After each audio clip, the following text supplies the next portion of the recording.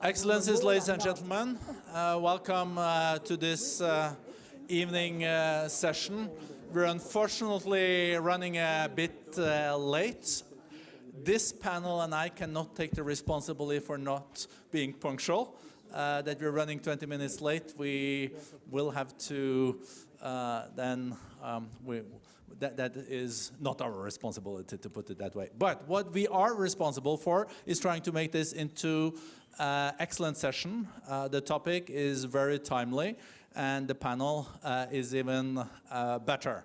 To introduce the world economic order, what to expect now with the economy doing better, more than 3% global economic growth expected this year, but also some challenges ahead.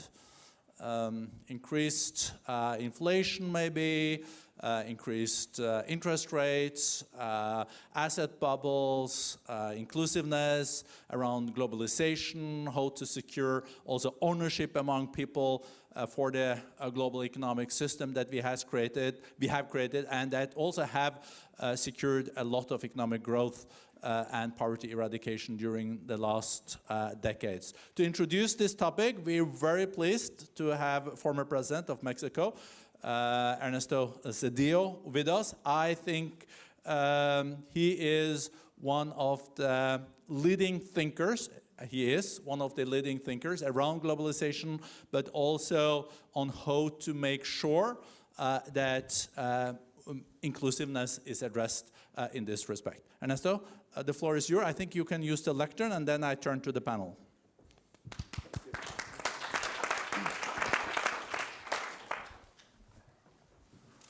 Madam Managing Director, ladies and gentlemen, I guess the title of this session of just World Economic Order and not World Economic Disorder is because right now people tend to feel good about the economy.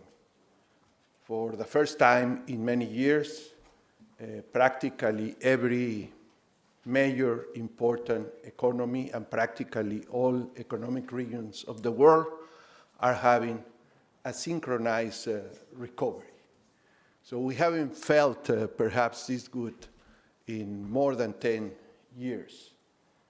However, as already many prudent voices have warned us, this is not a time to be too cheerful. Every time that we have felt so good in the past, an accident happens. And I think that is why it's so important to go back in history, and even very recent history. It is going to be this year, in the fall of 2008, when an extraordinarily painful crisis exploded just in front of our eyes, in the fall of 2008. And interestingly, it was up to the G20 at the leaders' level in their very first meeting in Washington, or outside Washington, in November of 2008, to carry out an act of contrition by saying right up front what caused the crisis. And they say it in a very few words. They say the crisis was caused by inconsistent policies and by insufficiently coordinated policies. So this time around that we are beginning to feel good because of this synchronized recovery, the question is whether, again, we have inconsistent policies and insufficiently coordinated macroeconomic policies.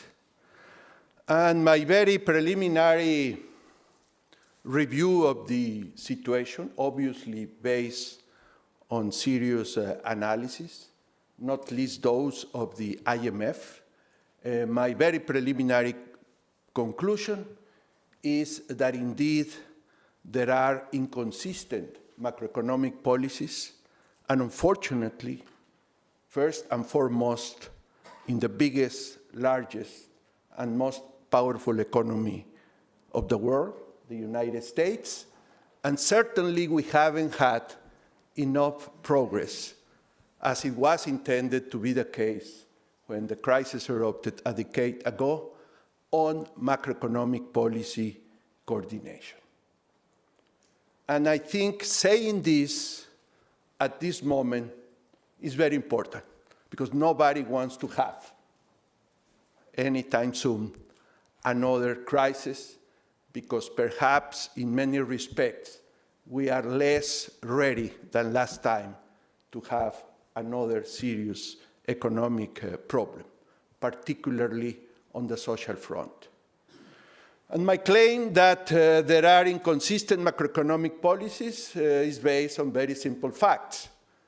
In the largest economy in the world, highly, massively procyclical fiscal policy is being pursued. And this, in my view, is quite dangerous.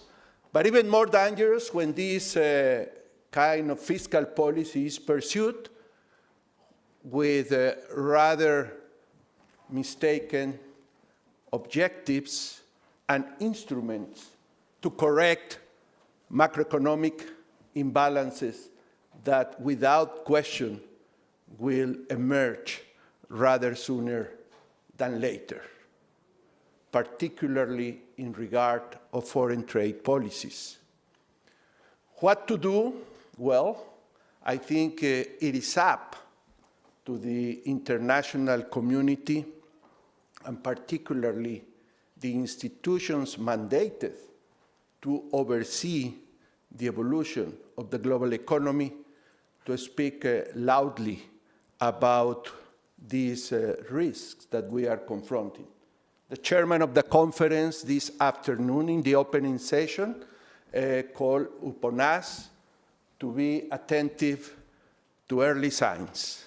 And I think indeed that there are early signs that should make us aware that this drinking of champagne, celebrating this synchronized recovery should not last too long, because the early signs are there and action must be taken. So this is very important, and particularly as far as protectionism is concerned.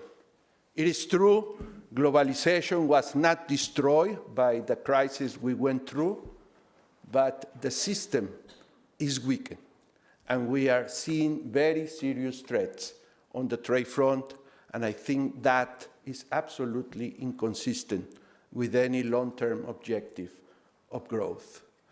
I think in the not-so-far future, other governments, the IMF, other multilateral institutions will be challenged to speak out, as we say frequently in the elders group. We must speak truth to power, and in this case, institutions will have to speak truth to the biggest economic power, particularly the United States, if we really want to have an economic world order, because otherwise the alternative is a disorder. Thank you.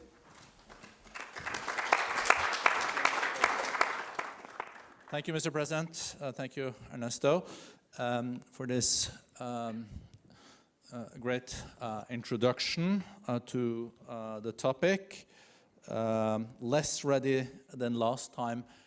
If there will be another crisis, we have used a lot of fiscal tools, and we're seeing now that also the monetary policies are changing. With me, with us, we have a great panel. We have Christine Lagarde, the managing director at IMF. We also have Olivier Bäte, CEO of Allianz. Christine, you have said, I think it was in Davos, if I'm allowed to say that here, you said that we need to repair the roof when the sun is shining. Are we currently repairing the roof? And I know that you were also asked to do a 5 minutes then introduction, each of you, and then we will have a Q&A, but I guess you will also cover that in that question in your remarks. So, Madame Lagarde. Well, thank you so much, Børge, and we have a fantastic moderator, so reciprocated. I don't need to go to the podium, right? Okay.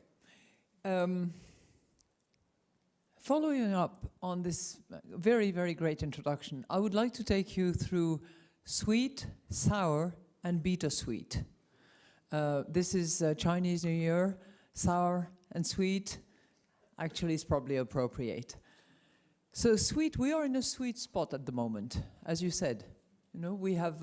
I don't think we've had it so good for a long time, and certainly both the World Bank, represented here by Kristalina, its managing director, and ourselves at the IMF, we have revisited growth higher and higher in our forecast. Our forecast for 2018 and 2019 is 3.9% on a global basis, which is a number that we hadn't seen since the last great recession.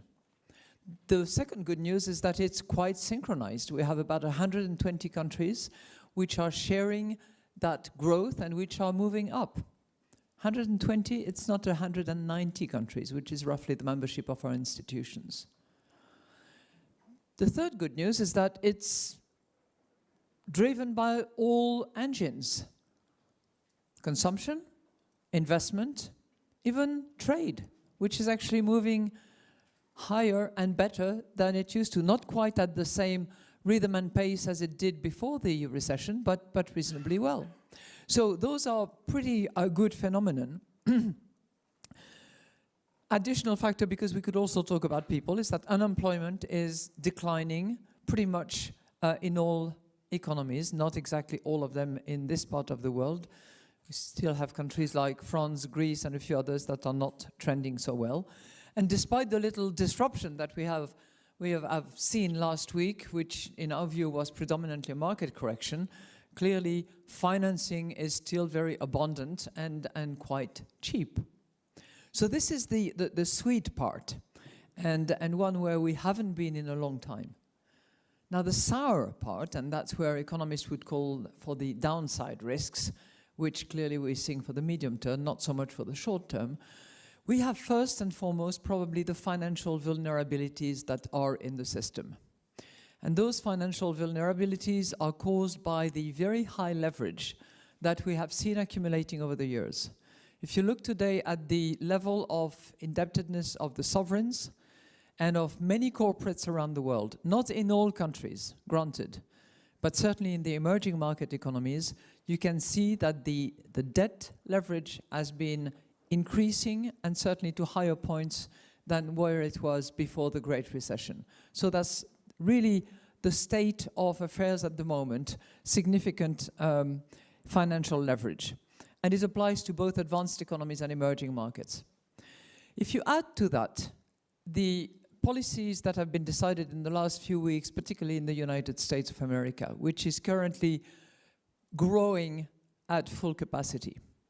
And what I mean by that is the tax reform that has been decided and the very recent expenditure appropriation which has been voted, which in our view is far more significant than the budget, which will come in due course and through appropriation over the course of time. So if you combine these two, there is clearly a stimulus that is going to probably lead to increased wages. That would be the best case scenario, but certainly increased inflation as we see it, as a result of which the central bank will probably, and as it should, increase rates, but probably so at a faster rate, probably so in more significant magnitude than what was expected currently by the market. So instead of the 3, maybe 4 that we had seen, might be more, and it might be more basis points than what was initially forecasted. Now you might think, okay, that's fine, it means that the economy is doing well. Problem is, if you couple that with the financial leverage that I have mentioned, particularly in some of the emerging market economies and some of the low-income countries, which have also, by the way, often borrowed in hard currencies, meaning the dollar and sometimes the euro. And if you assume that as a result of the policies that have been decided in the United States, it's very likely that the dollar will appreciate, you see where I'm going. Emerging market and low-income countries that might face a difficult situation where we might witness an outflow of capitals out of those countries. We are beginning to see a little bit of that. Not in huge number yet, but certainly a little bit of that. I think we also have to, I'm looking at the short term here, under your control, Ernesto. But if we also look at the more medium-term scenario, as a result of this US policies, while it is going to be positive in the short term, it is going to boost growth. And we have revised the US growth forecast upward for both 2018 and 2019. And that is probably good news in terms of growth, at least. And it will be good news for the US and some of its partners. In the medium term, however, that leads, based on pretty much every economist calculation around the world, that leads to added deficit and certainly down the road increased debt. And that is not necessarily the best news that we have. Now, I'm still in my sour pitch and I'll move to bittersweet after that. The big sour side of things is not an economic issue, is not a financial issue. And it's one that is normally debated at the Munich Security Conference. And here I'm referring to the geopolitical risks that abound, that are all over the place in many corners of the world, and that could easily derail the economic recovery and the strength of growth as we have it at the moment. Now the sour-sweet aspect, and I'll move quickly, and we might have a disagreement, Oliver and myself, about this issue. What is sour-sweet and which is more medium-term has to do with the income and wealth inequality that we have seen around the world worsening or increasing, if you will. Not necessarily the case in Germany, but it is certainly the case in many of the advanced economies, and it is certainly the case as well in most emerging market economies. Less so in Latin America, where it was very high anyway to begin with, and where it has not increased. But in many of the other emerging market economies, it has been the case that inequalities are worsening. In Europe, if I can focus for a second, and we've recently published a study on that, we are seeing rising inequalities between generations, where as a result of the financial crisis in 2008, predominantly pensions have been secured and protected. And the senior people in our societies have managed to sort of secure their position. While at the same time, because of unemployment, you've had a large number of young people who are still looking for jobs, and 1 out of 4 in the European Union, those are average numbers, 1 out of 4 is at risk of poverty. So 1 out of 5 is looking for a job, 1 out of 4 is at risk of poverty. That is also what we call inequality, and it's a potential threat to the social contract as we have it at the moment. I'll finish with one thing. I was really struck by the theme of the conference. Is it something like to the brink and back, something like that? Well, for those of you who've been around in 2008, isn't that what we were debating? We were close to the brinks. We were just about to fall. The financial sector was about to collapse. And I remember as finance minister for France, all those morning sessions at 7 a.m. in the morning where we were touring the banks to find out whether they had liquidity, whether they were going to trust each other, whether they were going to lend to each other or not. Well, we made it back from the brinks. So maybe the financial people, the economist people, can lend a little bit of what they had to go through, and it was painful, believe me, for those 10 years, to help with those geopolitical issues that the world is facing at the moment. All I know is that we went through more transparency, better regulations, more intrusive supervision, a better financial global safety net, much more sanity in the way in which financial products and financial players were operating. So maybe all of that can actually be, synchronized and translated into geopolitical matters. Thank you.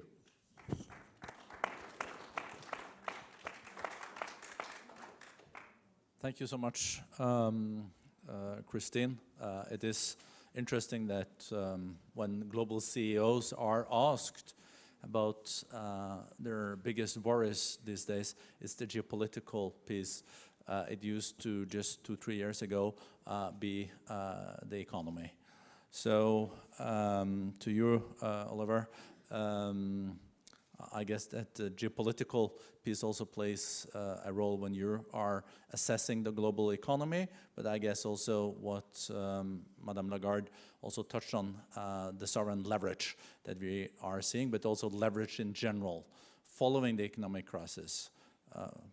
Because it is a fact that it was fought back by very unorthodox fiscal policies, and of course also monetary policies, but we're now seeing that when the sun is there, are we seeing that the big economies are taking steps to unwind some of the fiscal stimulus? I think that can be a question. I think that's also part of what Madame Lagarde said. So, floor's yours. Yeah, it's a bit difficult to speak after Madame Lagarde and the gentleman we heard, because unfortunately I cannot give you a different message. It's going to be a little more stark as somebody that runs one of the largest balance sheets in the financial system, because I joined the company January 1st, 2008, which was great timing, going through the financial crisis, so that certainly has hit me, and I became CFO in 2009 when we had to change the balance sheet. Unfortunately, and I will start with the underlying drivers, we have a difference between perception, feelings, and the longer term facts. So we have approaching growth everywhere at the moment. Household debt is going down, the markets are buoyant, we have all-time low in spreads, so it all looks great. The issue is that is disconnected from the underlying drivers. Why is that? We still have too much money looking for investment and too much money needing returns in order to pay something that we haven't addressed, and that is pension promises for older generations that have not been financed. So one of the biggest problems that we have in society, we haven't fixed. We have fixed the financial system that's supposed to help achieving the returns and manage the risk. The one thing we have not addressed is that is over-leveraged public balance sheets, and you never see the real facts because the pensions don't have to be marked to market. And we haven't addressed that. We have a few bankruptcies like in the US with the automotive companies, but the reality is the pensions we've promised to our aging populations have not been financed, and that will drive the next financial crisis. Why? If people promise 5% returns and the risk-free rate is 0, you have to go into risk, regardless of what happens. And if you talk to everybody that is investing at the moment, including us, people are pouring money into high-risk assets, regardless of what the underlying risk-return profile is. And we know what happens when that happens. Now, you don't see that as long as stock markets go well, as long as we pay dividends, that's all great. But when the correction happens and you find out, it will over-amplify. So, and I find it quite interesting that we never look at the fundamental drivers of why people are seeking these higher returns, where they're constantly ignoring the signals, because they have to. They have legal and accounting obligations that we haven't addressed. So my personal unfortunate prediction is we'll have the next crisis, and we'll have another one and another one until we address the issue of implicit over-indebtedness that we have in public sectors and in our pension systems. Sorry for being a little bit crude around that. And the unfortunate thing is we're not balancing that by investing in what will actually balance this, because you can only partially reduce and reprice the pensions. What you need is sustainable growth in the economies in order to deal with that through innovation in particular. And I say that with all the respect for our government, I think we're at the lowest level of public investments in 25 years. So the private sector is forging ahead, but the policy debate, because of this inequality point Madame Lagarde was addressing, is constantly around redistribution rather than creating wealth for the next generation. And this is why I think, and you mentioned that young generations are upset, not just because they're unemployed, they don't see the way out of unemployment, because we're constantly promising higher pensions to people, we're constantly giving out more social benefits, and that's typically to older people. And then my children are supposed to pick up the bill, and I can tell you they won't. So unless we address this fundamental over-leverage issue, it will not happen, and until we really invest in innovation and future growth rather than talking constantly about how we can take it from one side of the society and give it to another one, and that starts in this country, we will not make any progress. Thank you. This is an interactive session, so we do open up for questions from the audience. You should present yourself, and it should be a question directed to one of the panelists, not to the moderator. And it should be sharp and short, especially taking into account the time we have left. That is also close to 0. So anyone that want to pose a question? Gentleman there on the 3rd row. Thank you very much. David Bond from the Financial Times. A question for Madame Lagarde, please. You painted a pretty stark picture there of the geopolitical threat. Which threats in particular concern you?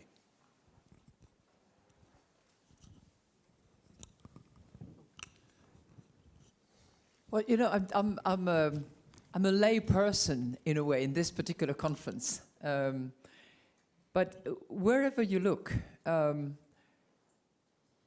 there are, you know, potential geopolitical crises.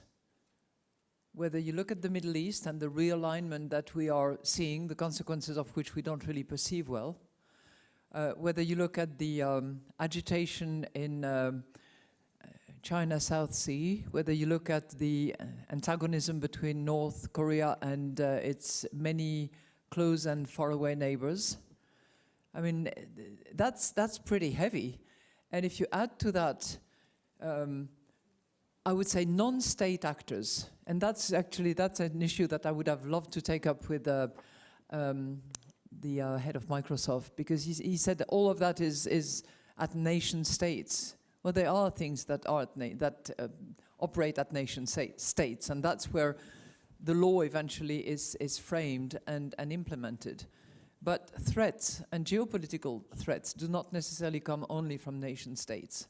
And you know, there are cyber attacks that have threatened the system recently, and some of them are fairly known, others are not so well known, but you could easily see, you know, cyber attacks coming from God knows where, please don't quote me on that, that would really cripple the system in all sorts of ways. So that's, you know. Thank you. We have 2 questions now that we take in a row. First, the gentleman here on the 2nd row. And then we have former Prime Minister of Australia, Kevin Rudd, there on the 4th row. Please, sir. Yeah, thank you. I'm Peter Young, and I have a question to Madame Lagarde. We know each other very well for many years. And still, don't you think there's a danger in emphasizing the rising inequality, whether we talk about inequality before redistribution and whether it's on income or in disposable income? And the second observation is we have less inequality on a global view. If you take the development like in China and other emerging market countries, so there's less inequality in between countries, and that we have maybe a problem within countries. And that this debate and also a bit of the emphasis of the IMF may lead to some wrong perceptions. So maybe we could clarify this a bit. Valuable point. Kevin Rudd, and then. Thank you. Kevin Rudd, President of the Asia Society Policy Institute in New York. As someone who was Prime Minister in 2007, 8, 9, 10 and 11 through this period and through the formation of the G20, which was referred to before, 2 questions I think are highly relevant to our discussion. One is, and I'd appreciate Christine's view on this, but other panelists as well, is when I look at the decision by the United States administration to engage in this stupendous tax cut and the impact which that will have on demand in the economy in terms of massive fiscal stimulus before you add to what's going to happen on the expenditure side, both on infrastructure and defence. And we're looking, therefore, at the combined impact of the above being something in the order of 5% of GDP as a budget deficit, which is a very big number. then in global aggregates, where does this particular debt mountain fit when you put it together with other public debt mountains which have already accumulated as a consequence of a real crisis which hasn't, as it were, induced the sort of decision which Trump has taken. He's taken it for patently political reasons. That's the first question in terms of risk. But the second is this, and it's much more serious. And shorter. And maybe now longer. But no, it's very short. It's about the regulatory framework, Christine, which we put in place after 2008 in terms of minimising a financial crisis risk into the future. Too big to fail, capital adequacy ratios, the whole raft of the Financial Stability Board regulations. With the current debate to repeal or to amend Dodd-Frank, and that is to roll back some of the regulatory measures we've put in, how big a risk is that to the future? And if it happens, what will be the roll-on effect with other regulatory regimes put in place in Europe? Thank you, Kevin. Madame Lagarde? I couldn't agree more on the inequalities between countries as opposed to within countries. There's been a massive reduction of inequalities between countries over the course of time, and I think we can thank globalization for that and the way in which economies have progressed. But within countries, we have seen many places where it has indeed increased, where it is undermining the terms and conditions of the social contract, and we are seeing it not necessarily in economic terms, but in terms of surveys and data and accumulation of information. And we certainly have done our analytical work to demonstrate that excessive inequalities is not compatible with sustainable growth. And if you want sustainable growth, then certainly you want to avoid an excessive degree of inequalities. I would add, just for my own sake and in the middle of this room, which has a few women, that the inequalities between men and women is also a key issue that has to be addressed and which can be a solution for many economies around the world. You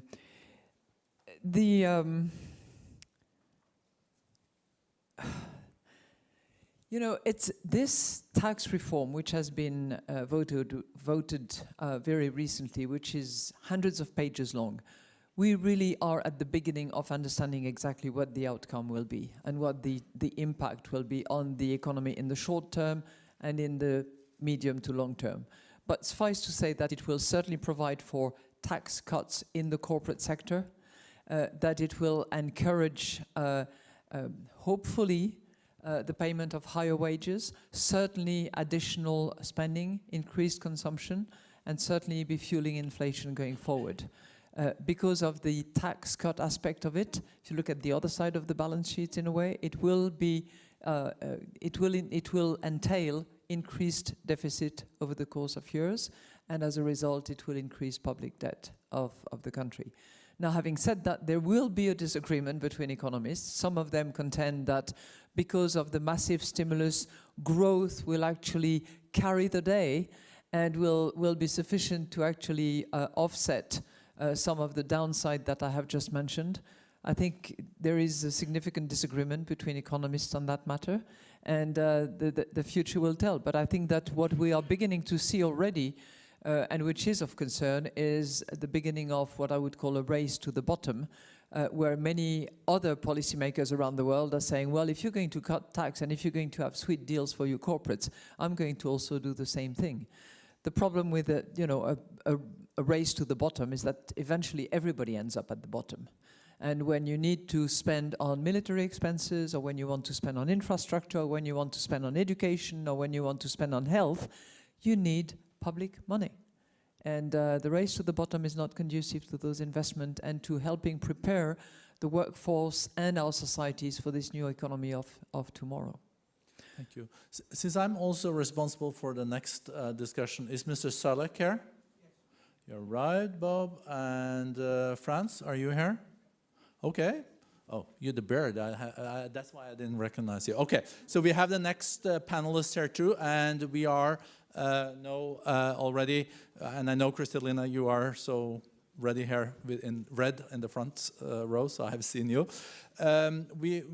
I think we're getting close to closing this session, but maybe Mr. Bäte, you want to comment shortly on this? I'm not last a questions? policymaker, but financial regulation has been good, right? A lot of people are complaining about it. It has been very good.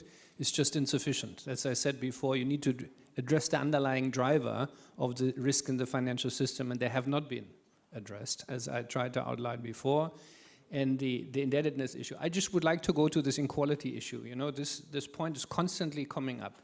When you have industrial revolutions, like you now have, you will always have winners that will become billionaires. That's not the issue, in my opinion. People understand. Nobody have ever complained about Steve Jobs being, you know, an innovator and becoming a multi-billionaire. The issue is around when you do not have any more access to the opportunity because you don't have access to education, you don't have access to a job.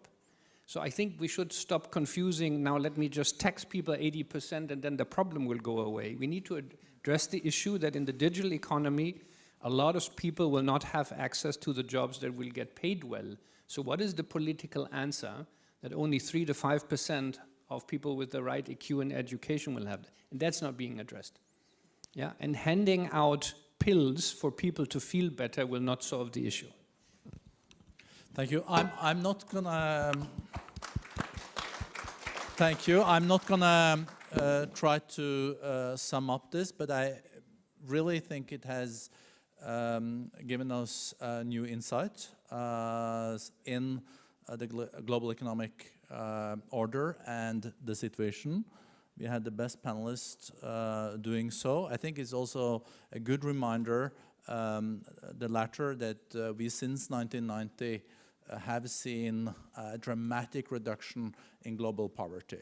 1990, 40% lived in extreme poverty. Today, the number is maybe 15%. So there has been real winners of this globalization, and hopefully also know the lower unemployment and the growth will lead to increased salaries for people that are lagging behind. But how will the fourth industrial revolution play out in that respect? I think that is another big discussion, but it's also up to national policy decision makers to make the right choices. Pay-as-you-go pension systems, are they sustainable? How to address the underlying challenges of leverage when the sun is shining. Thank you to Mr. Bäte. I just want to add one thing that we never consider, and yet it's going to weigh heavily on our health systems and health security system, and that is something like Alzheimer and a few others in the same category, which are going to affect massively our systems, and we are just not beginning to address. Huh? We're not prepared. Thank you for letting us end on such a happy note, Christine. No, very timely. Thank you so much. Thank you. Thank you. And President Zedillo, thank you.